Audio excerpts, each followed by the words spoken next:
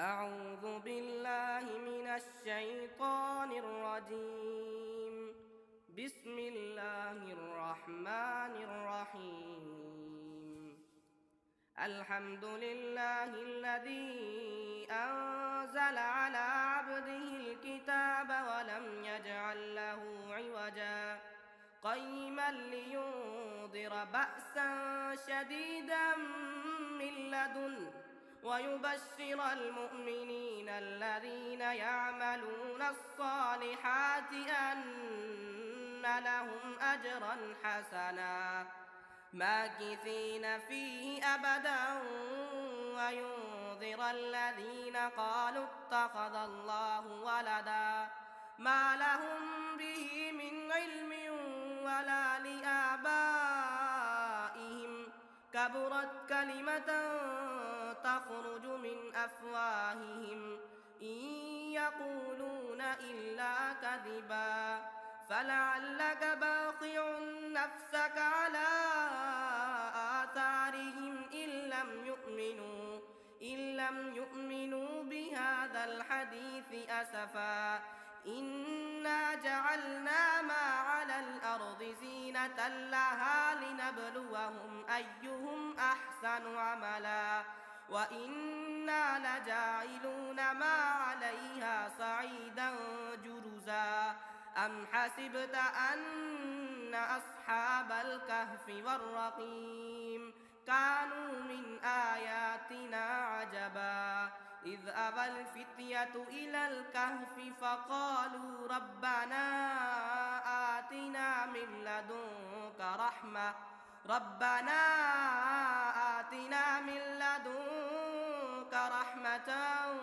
وهيئ لنا من أمرنا رشدا فضربنا على آذانهم في الكهف سنين عددا ثم بعثناهم لنعلم أي الحزبين أحصى لما لبثوا أمدا نحن نقص عليك نبأهم بالحق إنهم فتية آمنوا بربهم وزدناهم هدى وربطنا على قلوبهم إذ قاموا فقالوا ربنا رب السماوات والأرض لن ندعو من دونه إلها لقد قلنا إذا شططا هؤلاء قومنا اتخذوا من دونه آلهة لولا يأتون عليهم بسلطان بين فمن أظلم ممن افترى على الله كذبا وإذ اعتزلتموهم وما يعبدون إلا الله فأووا إلى الكهف ينشر لكم ربكم من رحمته ويهيئ لكم من أمركم مرفقا وترى الشمس إذا طلعت تزاور عن كهفهم ذات اليمين وإذا غربت تقرضهم ذات الشمال وهم في فجوة من ذلك من آيات الله من يهد الله فهو المهتد ومن يضلل فلن تجد له وليا مرشدا وتحسبهم أيقاظا وهم رقود ونقلبهم ذات اليمين وذات الشمال وكلبهم باسط ذراعيه بالوصيد لو اطلعت عليهم لوليت منهم فرارا ولملئت منهم رعبا وكذلك بعثناهم ليتساءلوا بينهم قال قائل منهم كم لبثتم قالوا لبثنا يوما أو بعض يوم قالوا ربكم أعلم بما لبثتم فابعثوا أحدكم بورقكم هذه إلى المدينة فلينظر أيها أزكى طعاما فليأتكم برزق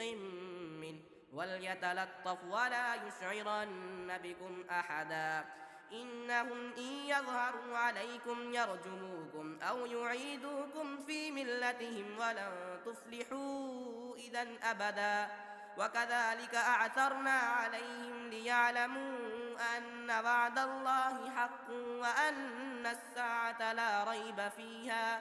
إذ يتنازعون بينهم أمرهم فقالوا ابنوا عليهم بنيانا ربهم أعلم بهم قال الذين غلبوا على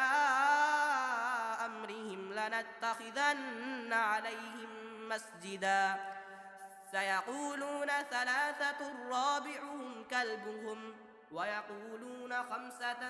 سادسهم كلبهم رجما بالغيب ويقولون خمسة سادسهم كلبهم رجما بالغيب ويقولون سبعة وثامنهم كلبهم قل ربي أعلم بعدتهم ما يعلمهم إلا قليل فلا تمار فيهم إلا مراء ظاهرا ولا تستفت فيهم منهم أحدا ولا تقولن لشيء إني فاعل ذلك غدا إلا أن يشاء الله واذكر ربك إذا نسيت وقل عسى أن يهديني ربي لأقرب من هذا رشدا ولبثوا في كهفهم 300 سنين وازدادوا 9 قل الله أعلم بما لبثوا له غيب السماوات والأرض أبصر به وأسمع ما لهم من دونه من ولي ولا يشرك في حكمه أحدا واتل ما أوحي إليك من كتاب ربك لا مبدل لكلماته ولن تجد من دونه ملتحدا واصبر نفسك مع الذين يدعون ربهم بالغداة والعشي يريدون وجهه ولا تعد عيناك عنهم تريد زينة الحياة الدنيا ولا تطع من أغفلنا قلبه عن ذكرنا واتبع هواه وكان أمره فرطا وقل الحق من ربكم فمن شاء فليؤمن ومن شاء فليكفر إنا أعتدنا للظالمين نارا أحاط بهم سرادقها وإن يستغيثوا يغاثوا بماء كالمهل يشوي الوجوه بئس الشراب وساءت مرتفقا إن الذين آمنوا وعملوا الصالحات إنا لا نضيع أجر من أحسن عملا أولئك لهم جنات عدن تجري من تحتهم الأنهار يحلون فيها من أساور من ذهب ويلبسون ثيابا خضرا من سندس واستبرق متكئين فيها على الأرائك نعم الثواب وحسنت مرتفقا واضرب لهم مثل الرجلين جعلنا لأحدهما جنتين من أعناب وحففناهما بنخل وجعلنا بينهما زرعا كلتا الجنتين آتت أكلها ولم تظلم منه شيئا وفجرنا خلالهما نهرا وكان له ثمر فقال لصاحبه وهو يحاوره أنا أكثر منك مالا وأعز نفرا ودخل جنته وهو ظالم لنفسه قال ما أظن أن تبيد هذه أبدا وما أظن الساعة قائمة ولئن رددت إلى ربي لأجدن خيرا منها منقلبا قال له صاحبه وهو يحاوره أكفرت بالذي خلقك من تراب ثم من نطفة ثم سواك رجلا لكن هو الله ربي ولا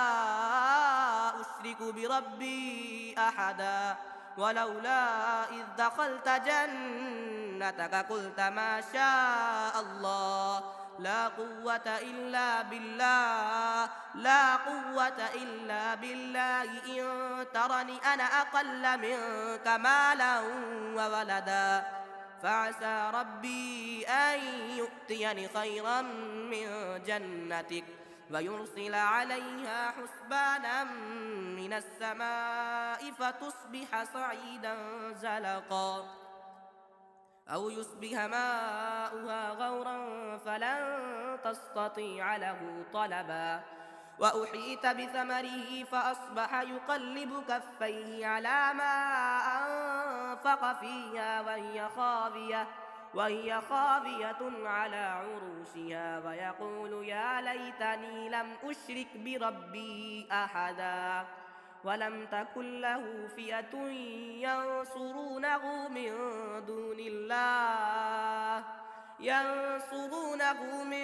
دون الله وما كان منتصرا هنالك الولاية لله الحق هو خير ثوابا وخير عقبا واضرب لهم مثل الحياة الدنيا كماء إن أنزلناه من السماء فاختلط به نبات الأرض فأصبح هشيما تذروه الرياح وكان الله على كل شيء مقتدرا المال والبنون زينة الحياة الدنيا والباقيات الصالحات خير عند ربك ثوابا وخير أملا ويوم نسير الجبال وترى الأرض بارزة وحشرناهم فلم نغادر منهم أحدا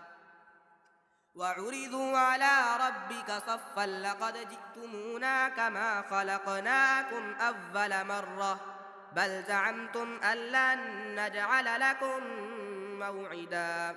ووضع الكتاب فترى المجرمين مشفقين مما فيه ويقولون يا ويلتنا ما لهذا الكتاب لا يغادر صغيرة ولا كبيرة إلا أحصاها ووجدوا ما عملوا حاضرا ولا يظلم ربك أحدا وإذ قلنا للملائكة اسجدوا لآدم فسجدوا إلا إبليس كان من الجن ففسق عن أمر ربه أفتتخذونه وذريته أولياء من دوني وهم لكم عدو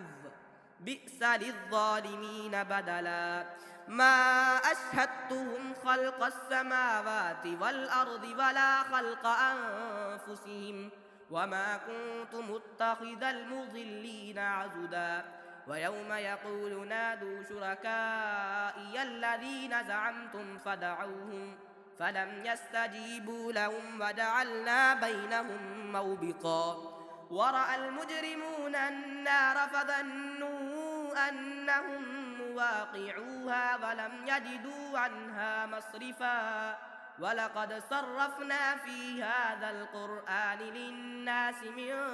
كل مثل وكان الإنسان أكثر شيء جدلا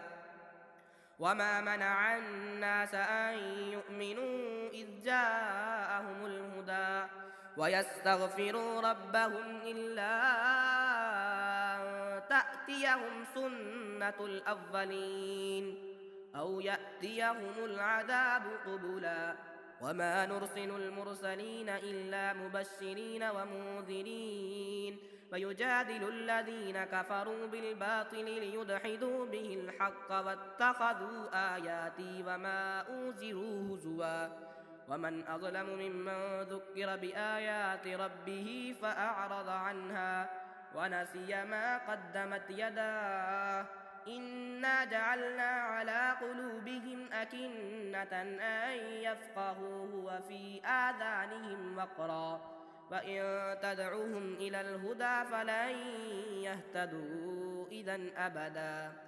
وربك الغفور ذو الرحمة لو يؤاخذهم بما كسبوا لعجل لهم العذاب بل لهم موعد لن يجدوا من دونه موئلا وتلك القرى أهلكناهم لما ظلموا وجعلنا لمهلكهم موعدا وإذ قال موسى أبرح حتى أبلغ مجمع البحرين أو أمضي حقبا فلما بلغا مجمع بينهما نسيا حوتهما فاتخذ سبيله في البحر سربا فلما جاوزا قال لفتاه آتنا غداءنا لقد لقينا من سفرنا هذا نصبا قال أرأيت إذ أوينا إلى الصخرة فإني نسيت الحوت وما أنسانيه إلا الشيطان أن أذكره واتخذ سبيله في البحر عجبا قال ذلك ما كنا نبغي فارتدا على آثارهما قصصا فوجدا عبدا من عبادنا آتيناه رحمة من عندنا وعلمناه من لدنا علما قال له موسى هل أتبعك على أن تعلمني مما علمت رشدا قال إنك لن تستطيع معي صبرا وكيف تصبر على ما لم تحط به خبرا قال ستجدني إن شاء الله صابرا ولا أعصي لك أمرا قال فإن اتبعتني فلا تسألني عن شيء حتى أحدث لك منه ذكرا فانطلقا حتى إذا ركبا في السفينة خرقها قال أخرقتها لتغرق أهلها لقد جئت شيئا إمرا قال ألم أقل إنك لن تستطيع معي صبرا قال لا تؤاخذني بما نسيت ولا ترهقني من أمري عسرا فانطلقا حتى إذا لقيا غلاما فقتله قال أقتلت نفسا زكية بغير نفس لقد جئت شيئا نكرا قال ألم أقل لك إنك لن تستطيع معي صبرا قال إن سألتك عن شيء بعدها فلا تصاحبني قد بلغت من لدني عذرا فانطلقا حتى إذا أتيا أهل قرية استطعما أهلها فأبوا أن يضيفوهما فوجدا فيها جدارا يريد أن ينقض فأقامه قال لو شئت لاتخذت عليه أجرا قال هذا فراق بيني وبينك سأنبئك بتأويل ما لم تستطع عليه صبرا أما السفينة فكانت لمساكين يعملون في البحر فأردت أن أعيبها وكان وراءهم ملك يأخذ كل سفينة غصبا وأما الغلام فكان أبواه مؤمنين فخشينا أن يرهقهما طغيانا وكفرا فأردنا أن يبدلهما ربهما خيرا منه زكاة وأقرب رحما وأما الجدار فكان لغلامين يتيمين في المدينة وكان تحته كنز لهما وكان أبوهما صالحا فأراد ربك أن يبلغا أشدهما ويستخرجا كنزهما رحمة من ربك وما فعلته عن أمري ذلك تأويل ما لم تسطع عليه صبرا ويسألونك عن ذي القرنين قل سأتلو عليكم منه ذكرا إنا مكنا له في الأرض وآتيناه من كل شيء سببا فأتبع سببا حتى إذا بلغ مغرب الشمس وجدها تغرب في عين حمئة ووجد عندها قوما قلنا يا ذا القرنين إما أن تعذب وإما أن تتخذ فيهم حسنا قال أما من ظلم فسوف نعذبه ثم يرد إلى ربه فيعذبه عذابا نكرا وأما من آمن وعمل صالحا فله جزاء الحسنى وسنقول له من أمرنا يسرا ثم أتبع سببا حتى إذا بلغ مطلع الشمس وجدها تطلع على قوم لم نجعل لهم من دونها سترا كذلك وقد أحطنا بما لديه خبرا ثم أتبع سببا حتى إذا بلغ بين السدين وجد من دونهما قوما لا يكادون يفقهون قولا قالوا يا ذا القرنين إن يأجوج ومأجوج مفسدون في الأرض فهل نجعل لك خرجا على أن تجعل بيننا وبينهم سدا قال ما مكني فيه ربي خير فأعينوني بقوة أجعل بينكم وبينهم ردما آتوني زبر الحديد حتى إذا ساوى بين الصدفين قال انفخوا حتى إذا جعله نارا قال آتوني أفرغ عليه قطرا فما استطاعوا أن يظهروه وما استطاعوا لهم نقبا قال هذا رحمة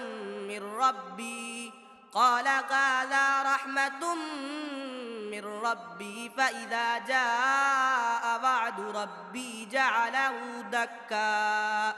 وكان وعد ربي حقا وتركنا بعضهم يومئذ يموج في بعض ونفخ في الصور فجمعناهم جمعا وعرضنا جهنم يومئذ للكافرين عرضا الذين كانت أعينهم في غطاء عن ذكري وكانوا لا يستطيعون سمعا أفحسب الذين كفروا أن يتخذوا عبادي من دوني أولياء إنا أعتدنا جهنم للكافرين نزلا قل هل ننبئكم بالأخسرين أعمالا الذين ضل سعيهم في الحياة الدنيا وهم يحسبون أنهم يحسنون صنعا أولئك الذين كفروا بآيات ربهم ولقائه فحبطت أعمالهم فلا نقيم لهم يوم القيامة وزنا ذلك جزاؤهم جهنم بما كفروا واتخذوا آياتي ورسلي هزوا إن الذين آمنوا وعملوا الصالحات كانت لهم جنات الفردوس نزلا خالدين فيها لا يبغون عنها حولا قل لو كان البحر مدادا لكلمات ربي لنفد البحر قبل أن تنفد كلمات ربي ولو جئنا بمثله مددا قل إنما أنا بشر مثلكم يوحى إلي أنما إلهكم إله واحد فمن كان يرجو لقاء ربه فليعمل